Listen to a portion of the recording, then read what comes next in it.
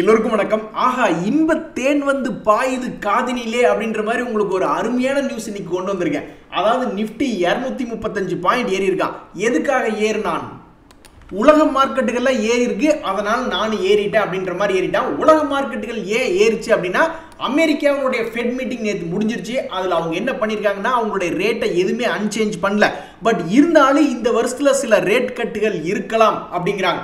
வெள்ளையா இருக்கிறவன் பொய் சொல்ல மாட்டான் அப்படின்ற மாதிரி உண்மைக்குமே 3 ரேட் கட் பண்ணாலும் நல்லதுதான், அல்லது 2 ரேட் கட் பண்ணாலும் நல்லதுதான், கடைசிக்கு 1 ரேட் கட் பண்ணாலும் நல்லதுதான். இந்த சமயத்தில் வந்து நம்மளுக்கு எதெல்லாம் முக்கியமாக இம்மீடியட்டாக கவனிக்கணும் அப்படின்னா, அந்த இன்ட்ரெஸ்ட் ரேட் ஃபெட்னுடைய ரேட் கம்மியாகும் பொழுது கோல்டுனுடைய பிரைஸ் மேலே ஏறலாம் அப்படின்றது ஒரு ஜெனரல் ஒப்பீனியன்.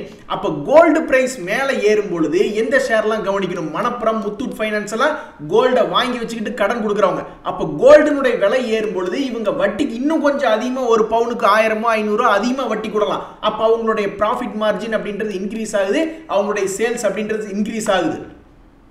ஸோ இப்போத்த நிலையிலிருந்து இந்த முத்தூட் ஃபைனான்ஸ் அப்படின்றது கொஞ்சம் அப் ட்ரெண்டில் தான் இருக்கான். அவன் 1000 ரூபாய் ரேஞ்சிலேருந்தே 2023 மார்ச்லேருந்து இப்போ ஒரு ஆல்மோஸ்ட் 40% ஏறி தான் இருக்கான். இன்னுமே இங்கிருந்து 1400லேருந்து 2000 போகிறான் அப்படின்னா ஆல்மோஸ்ட் இதுக்குள்ளே இன்னும் 30% பணம் அப்படின்றது ஒளிஞ்சிருக்கிறதா தான் பார்க்குறேன். அதே மாதிரி இந்த மணப்புரம் ஃபைனான்ஸ் இவனும் மேல் நோக்கி வர்ற மாதிரி இருந்தால் இவன்லாம் ஒரு 250 ரூபா வரணும். அப்போ இவன்லாம் ஒரு 60-70% ஏறக்கு வாய்ப்பு அப்படின்றது இருக்கு. ஸோ தொடர்ந்து கோல்டு விலையினுடைய ஏறும் பொழுது இந்த ஸ்டாக்குகளுக்கு ரெண்டுக்குமே, மணப்புரம் ஆகட்டும் முத்தூட் ஆகட்டும், ரெண்டுமே மேல் நோக்கி வரக்கூடிய வாய்ப்பு அப்படின்றது இருக்கு. இதில் மணப்புரம் அப்படின்றது பிரைஸ் கொஞ்சம் கம்மியாக இருக்கு, 170 ரூபா தான் இருக்கு. எப்பவுமே குறுகிய விலை கொண்ட, சிறிய விலை கொண்ட பங்குகள் டப்புக்குன்னு மேலே ஏற வாய்ப்பு இருக்கு. அப்படி என்னைக்காவது இவன் டப்புக்குன்னு ஏறி 250 ரூபா வந்ததுன்னா சந்தோஷம் தான். ஏற்கனவே 80 ரூபாயிலிருந்து 170 ரூபா பணத்தை டபுள் பண்ணி விட்டான். ஆனால் இந்த முத்தூட் ஃபைனான்ஸ் அப்படின்றது பணத்தை டபுள் பண்ணி விடல. ஸோ இந்த ரெண்டையும் கம்பேர் பண்ணி பார்க்கல, பணத்தை டபுள் பண்ணி விட்டவன் மணப்புரம் தான். மறுபடி பணத்தை டபுள் பண்ணி விடுறானா இல்லை முத்தூட்டை விட அதிகமான லாபம் தரப்போறானா அப்படின்றத பொறுத்து இருந்தா பார்க்கணும். அதே மாதிரி கோல்டு செஞ்சு விற்கிற ஆளுங்க அவங்க எவ்வளவு லாபம் சம்பாதிப்பாங்க அப்படின்னு பார்த்தோம்னா, டைட்டன் இருக்கு, சென்கோ கோல்டு இருக்கு, தங்கமயில் இருக்கு. இதுல டைட்டன் பணத்தை டபுள் பண்ணி விடுவானா இல்ல சென்கோ கோல்டா தங்கமயிலா அப்படின்னு பார்க்க போகையில, சமீபத்தில் லிஸ்ட் ஆன இந்த சென்கோ கோல்டு ஆல்ரெடி பணத்தை டபுள் பண்ணி விட்டான். 350 ரூபா பக்கம் இருந்தவன் 800-900 வரைக்குமே போயிட்டு வந்துட்டான். அதே சமயத்தில் தங்கமயில் பார்த்தாலும் அவனும் பணத்தை வந்து டபுள் கிடையாது, ட்ரிபிளே பண்ணி விட்டான். அப்போ என்னை பொறுத்த வரைக்கும் பழைய ரேட் 1600 1700 வந்ததுனாவே இந்த தங்கமயிலுக்குள்ள இன்னொரு 50% பணம் ஒளிஞ்சிருக்கிறதா தான் பார்க்குறேன்.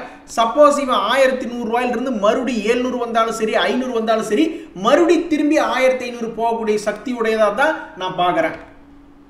ஸோ என்னை பொறுத்த வரைக்கும் இந்த சென்கோ கோல்டு, தங்கமயில் ரெண்டுக்குமே ஒரு பணத்தை டபுள் பண்ணி விடக்கூடிய சக்தி அதிகமாக இருக்கிறதா, ப்ராபபிலிட்டி அதிகமாக இருக்கிறதா பார்க்குறேன். பட் டைட்டன் கொஞ்சம் சுமார் தான்.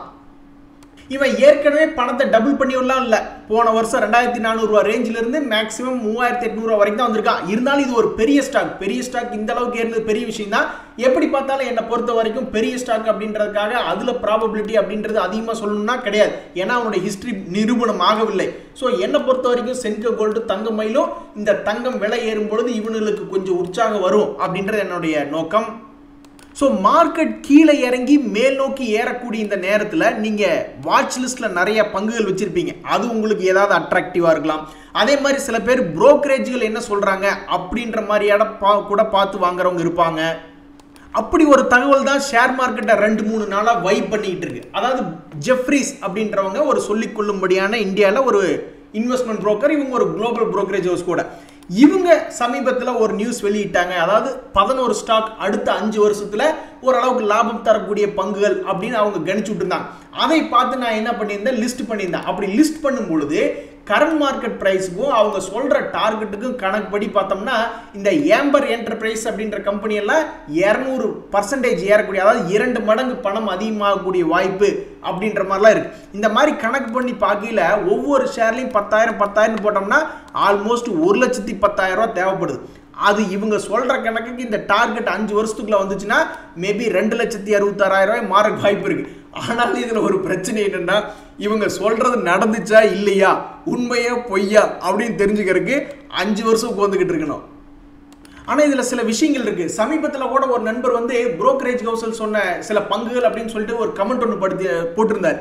உடனே நான் போய் அதில் இந்த மாதிரி இன்டர்நெட்டில் சர்ச் பண்ணி பார்த்துட்டு அந்த மாதிரி சொல்லியிருக்காங்களா அப்படின்ற மாதிரி பார்த்துட்டு கீழே இந்த ஹெச்இஜி கிராஃபைட் அப்படின்ற கம்பெனியில் பற்றி போட்டிருந்தாங்க.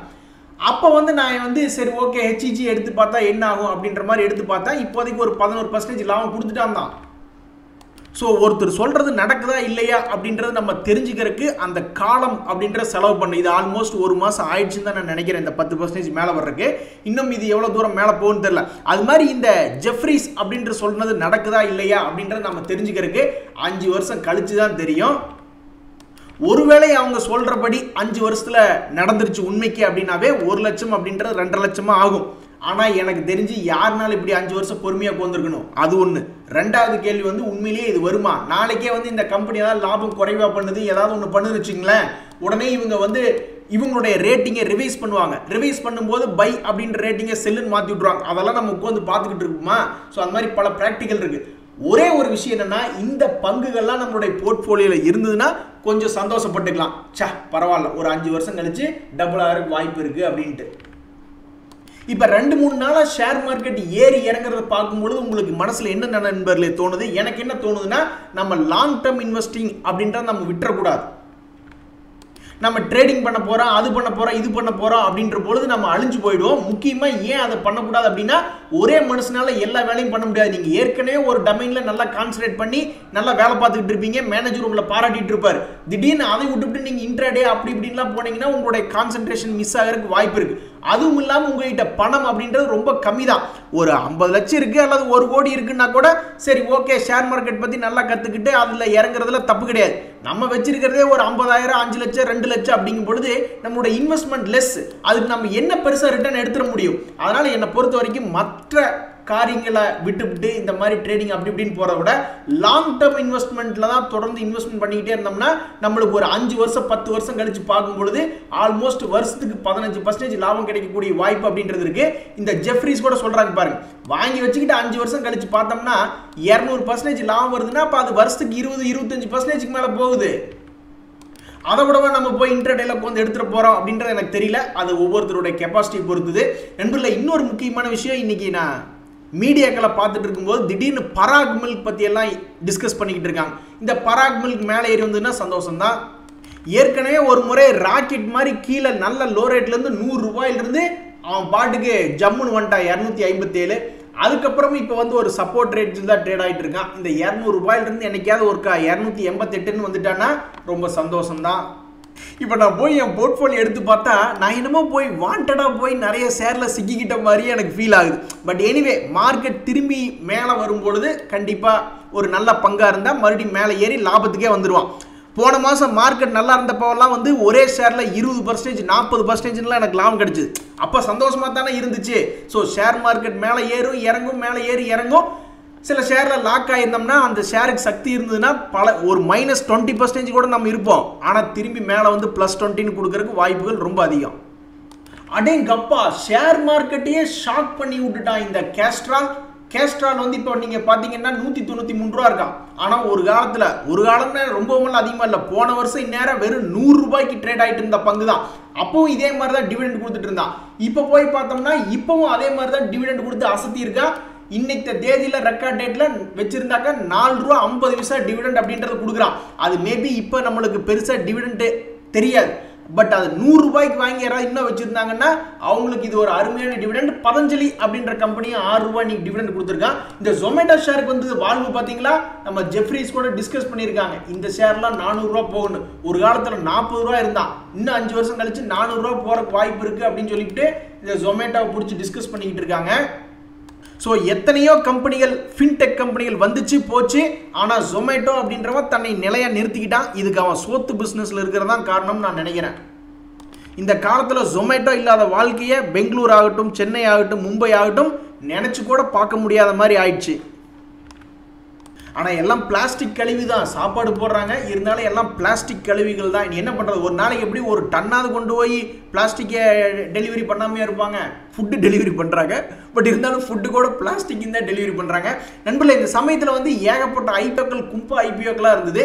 இந்த கிறிஸ்டல் இன்டகிரேட்டட் சர்வீசஸ் அப்படின்ற ஐபிஓவாவது இன்னைக்கு உருப்படியாக வந்தானா அப்படின்ற மாதிரி நான் போய் பார்த்துக்கிட்டு இருந்தேன். அவன் இன்னைக்கு ஏதோ ஒரு பரவாயில்ல 6% ப்ளஸில் தான் இருக்கான்.